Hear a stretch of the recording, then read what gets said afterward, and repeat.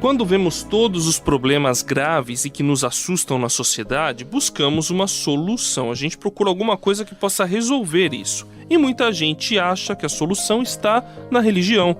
Mas muitos países, como é o caso do Brasil, são laicos, ou seja, não têm religião declarada. Isso facilita falhas éticas e morais entre a população? Uma religião oficial é capaz de mudar um país, professor Sayão? Bom, André, vamos lidar com essa pergunta, que é uma pergunta difícil, né? Que a gente precisa considerar sobre o papel da religião dentro da realidade do Estado nos dias de hoje, né?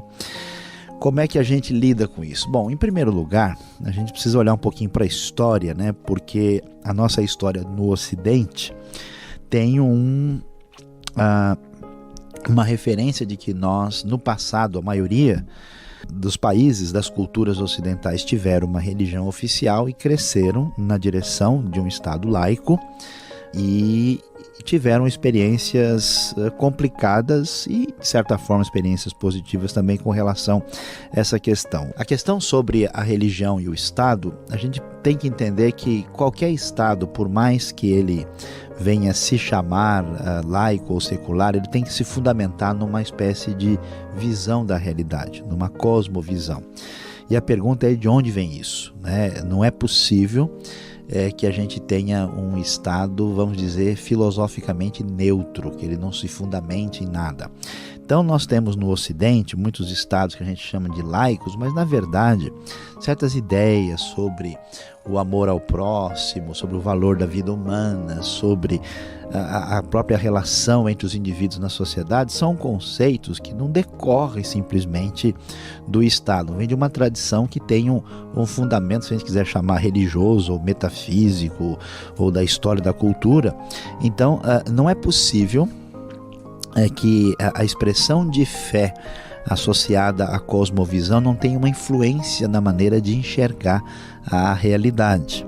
Agora, isso é uma coisa, esse fundamento assim ético / religioso da estruturação da sociedade. Nenhuma cultura sobrevive sem o que a gente chama de referências ligadas à interpretação da cultura que tem fundamento na sua expressão de fé.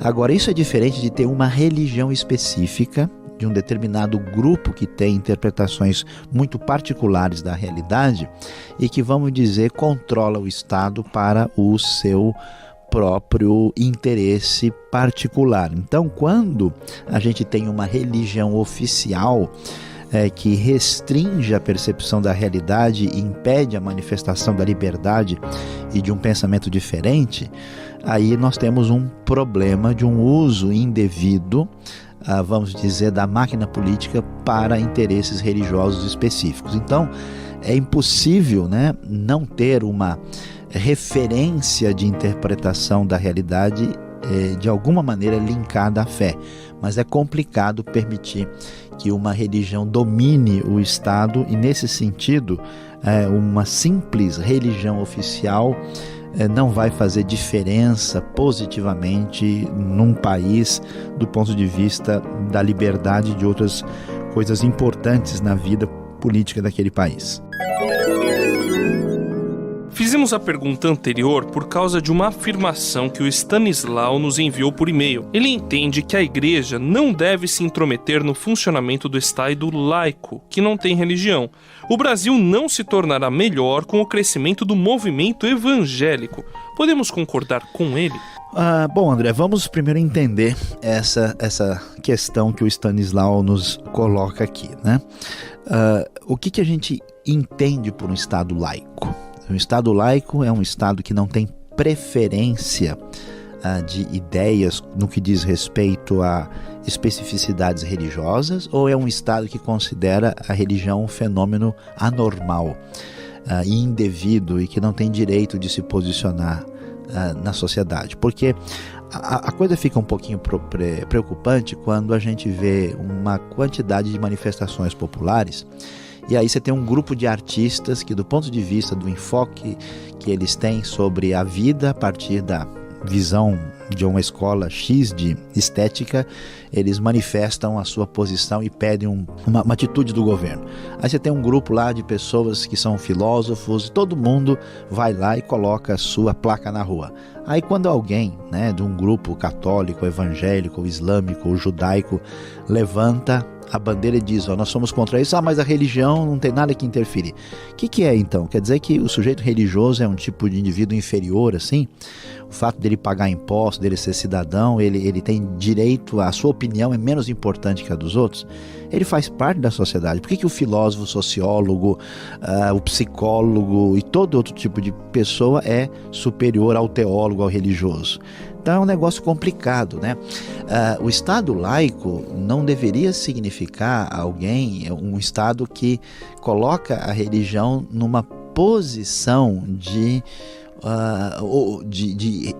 contrariedade em relação ao Estado, de oposição ao Estado. Então, nós devemos entender que a religião, ao contrário do que se pensava no século XIX, é parte do humano e que sim, a discussão da religião deve fazer parte da realidade do Estado. Então, por exemplo, em vez de você ter uma escola que não se fala em religião, devia ter uma escola que estude a religião como fenômeno humano e que apresente as diversas opções religiosas para as pessoas estudarem, entenderem e até tomarem uma posição sobre isso. O Brasil vai se tornar melhor com o crescimento do movimento evangélico? Sim, à medida em que esse movimento evangélico for um movimento que esteja sintonizado com as referências importantes que a Escritura nos apresenta, de justiça, de paz, né? Se o movimento evangélico for evangélico no sentido de sintonia com os evangelhos e com a palavra, é claro que ele vai fazer bem para a sociedade, até porque ele vai respeitar a liberdade, ele vai respeitar o posicionamento adequado da fé em relação à perspectiva de outras pessoas. Agora, se esse movimento evangélico foi um movimento desvirtuado, aí a gente vai ter problemas, e isso vai acontecer com qualquer realidade que ocupe o poder lá. A gente não pode cair no pensamento equivocado que a ausência de religião no Estado vai produzir benefício. Nós tivemos governos que fizeram isso e até reprimiram a religião por completo, e esses governos foram os campeões mundiais de homicídios e de desrespeito aos direitos humanos, né? Esse dogma aí do século XIX, que afastar a religião da vida pública produz uma sociedade melhor, é uma espécie de crença daquela religião. O Raimundo do Piauí quer saber se existe algum tipo de governo que está mais de acordo com a Bíblia. Afinal, Deus é comunista, capitalista, feudal, monárquico ou republicano? Algum desses tipos de governo ou outro tipo é capaz de trazer justiça social ao mundo?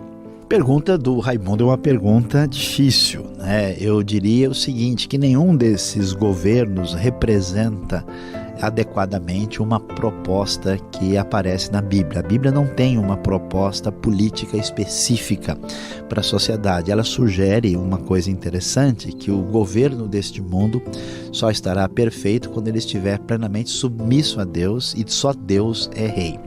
Quando a Bíblia diz que só Deus é rei, quando ela diz que o poder pertence a Deus e só o Messias poderá reinar, ela já está dizendo indiretamente que nenhum ser humano é dono desse poder, ao contrário de todas as outras ideologias que sugerem que alguém deve concentrar esse poder, que era a monarquia absoluta que existia no passado. Então, esse tipo de pensamento de democracia que tem no Ocidente tem muito a ver com esse tipo de perspectiva que aparece na Bíblia.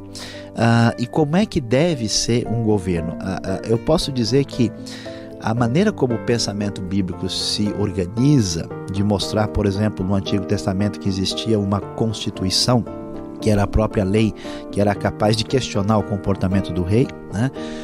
E de ter ideais que estavam fundamentados na proteção dos mais pobres, dos necessitados, da manifestação da justiça para a viúva, para o pobre, para o estrangeiro, que qualquer governo que respeite as pessoas, que não estabeleça uma distinção essencial entre as pessoas e que caminhe na direção de justiça, de paz e de equidade, tem sintonia com os valores bíblicos. A Bíblia não tem uma proposta particular de um sistema em si, porque ela acredita na reforma do indivíduo e não simplesmente no sistema.